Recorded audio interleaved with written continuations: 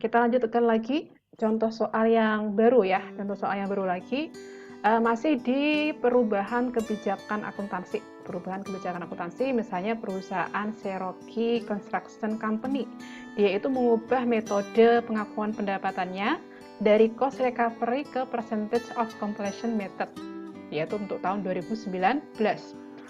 Untuk tujuan perpajakan, perusahaan masih menggunakan cost recovery nih katanya. Gitu, karena cost recovery itu kan menghasilkan net income yang lebih kecil ya. Sehingga pajak yang dibayarkan juga lebih kecil, kayak gitu tujuannya kayak gitu. Nah, di sini dikasih keterangan terkait dengan pajak, kan nanti ketika kita melakukan jurnal penyesuaian itu ada dampak pajak ya, karena perubahan ini itu akan mempengaruhi net income gitu. Net income tahun sebelumnya karena kita menggunakan retrospectively. Nah, maka nanti perubahan atau konsekuensi ke pajak itu di jurnal ke deferred tax liability. Itu dibilang seperti itu. Nah, kemudian ini datanya, data tahun 2018 dan tahun 2019. Kita sudah mendapatkan data kalau misalnya perusahaan menggunakan percentage of completion method, berapa pre-tax income-nya atau laba sebelum pajaknya dan berapa cost recovery. Nah, di sini kita hitung perbedaannya. Perbedaannya yaitu tahun 2018 maka akan ada istilahnya penambahan income-nya itu pre-tax income-nya increase ya, bertambah. Karena percentage of completion method itu akan menghasilkan net income yang lebih besar daripada cost recovery. Berapa? 170.000. Nah, untuk tahun 2019 itu ada perubahan atau income-nya yang dihasilkan lebih besar dengan menggunakan percentage of completion, pre-tax income-nya yang lebih tepatnya ya, yaitu sebesar 220.000. Nah, sekarang bagaimana jurnalnya? Nah, ini yang ditanyakan bagaimana jurnalnya nih ya, yang dibuat. Kemudian berapa sih total net income dan return earning yang dilaporkan pada tahun 2019? Asumsinya return earning tahun 2018 itu sebesar 100.000. Nah, asumsi pajaknya 35%. Ini tadi seperti ini. Ya. Kita akan lakukan jurnal tahun 2018. Oke, kita kan hanya ada data 2018 dan 2019 ya. Sebelumnya udah nggak ada ya. Artinya kumulatifnya ya ini.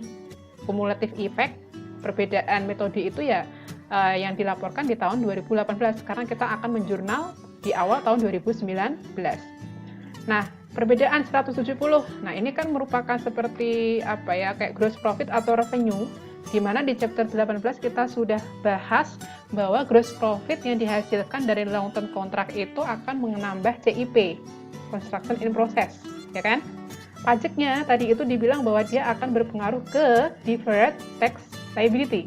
Nah, baru net income-nya yang sudah bersih, laba sudah bersih, ini kan sebenarnya ngaruh ke return earning kan. Di laporan return earning dia akan menambah return earning. Dan return earning itu kan dibawa ke tahun sekarang. Return earning yang lalu dibawa ke tahun sekarang. Maka dampaknya nanti ke return earning. Sehingga jurnalnya, debitnya adalah construction in process sebesar 170.000.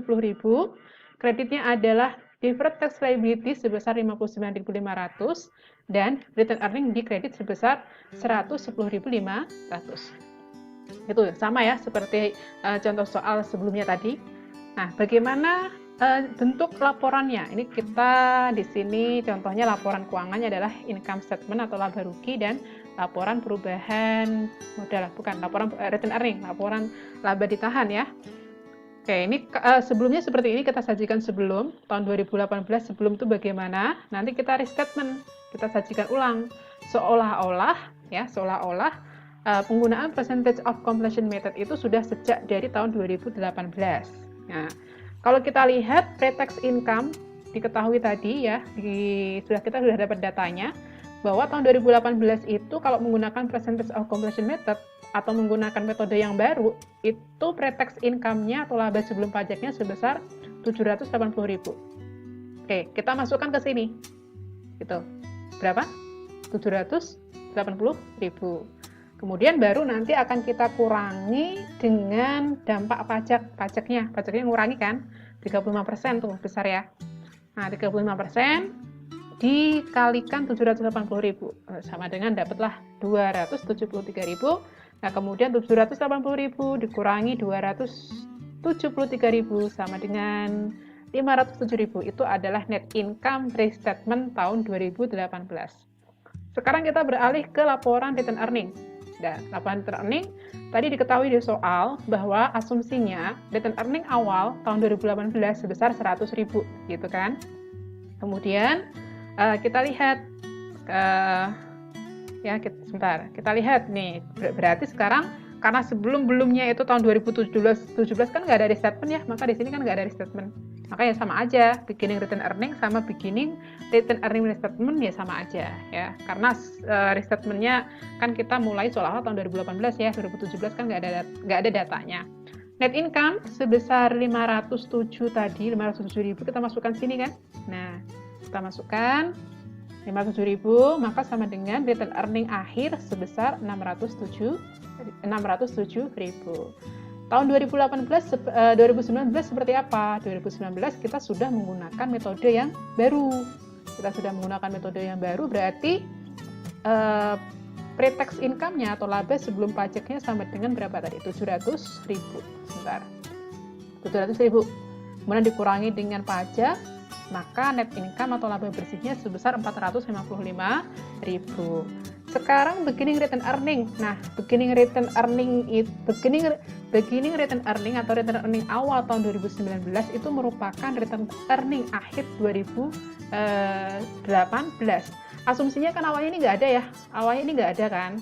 Nah, ketika di return earning awal 2019 hanya akan kita gunakan datanya dari sini, yaitu 496.500. Kemudian tadi ada perubahan nggak? Ada accounting change nggak? Oh ada. Dampaknya bagaimana dampaknya? Oke, dampaknya tadi kalau di soal return earning-nya itu akan bertambah kan? Berapa penambahannya? Penambahannya itu tadi di soal ada sebesar 110.500 ya. Ingat ya di soal tadi, bukan di soal, di jurnal tadi return earning di kredit sebesar 110.500. Makanya di sini nambah dia 110.500. Nah, maka return earning yang restated yang sudah disajikan ulang atau restatement itu sebesar 607.000. Ini sama kan kalau kita lihat dengan return earning yang restatement di sini, ya enggak? Ini sama kan? Nah, sehingga sekarang net income-nya tahun 2019 kita masukkan ke sini ya. Maka akan kita dapatkan return earning yang baru tahun 2019 yaitu sebesar 1.062.000. 1.062.000. Betul ya? Lanjut. Semoga dari dua contoh soal itu sudah semakin bisa memahami terkait dengan dampak perubahan accounting policy atau kebijakan akuntansi. Sekarang kita coba di inventory ya. Tadi kan di long term contract, sekarang inventory. Nah, di sini teman-teman harus memahami ketika misalnya terjadi perubahan metode inventory, metode persediaan, itu akun-akunnya apa sih yang terkait dengan inventory ya. Kalau tadi di kontrak konstruksi kan CIP tuh yang di kontrak konstruksi kan. Nah, sekarang kalau di inventory yang akan berkaitan erat akun apa, yaitu akun inventory. Akun inventory itu sendiri, ya kan? Nah, sekarang pasangannya inventory itu apa? Kalau inventory dijual tuh pasti pasangannya dia akan bersama-sama terus nih dengan apa? CO, GS atau HPP atau cost of goods sold. Nah, maka nanti ke sini arahnya ketika kita melakukan jurnal penyesuaian. Sedangkan nih COGS kita juga harus pahami bahwa COGS itu kan dia mengurangi net income kan. Semakin besar COGS, semakin kecil net income. Atau dibalik. Semakin kecil COGS, semakin besar net income. Di mana net income itu akan mempengaruhi return earning. Nah, sini ujung-ujungnya nanti return earning yang akan kita sesuaikan dengan apa pasangannya, yaitu yang di balance sheet atau account permanennya berupa inventory. Kalau tadi CIP sama return earning, kalau sekarang return earning sama inventory. Jadi seperti itu, harus kita pahami terlebih dahulu akun apa saja sih yang akan berdampak ketika ada perubahan kebijakan akuntansi. Misalnya di sini ada Lancer Company, dia itu awalnya menggunakan average cost method ya. Nah, pada tahun 2019 perusahaan mengubah metodenya menjadi FIFO. Ya, menjadi FIFO. Karena manajemen itu yakin bahwa dengan menggunakan FIFO, inventory yang diperoleh, harga inventory yang diperoleh itu lebih tepat. Nah, ini yang diketahui. Jadi perusahaan itu beroperasi mulai 1 Januari tahun 2017. Nah, pada saat tahun 2017 pemegang saham menginvestasikan sebesar $100.000 ya. Ini yang diketahui.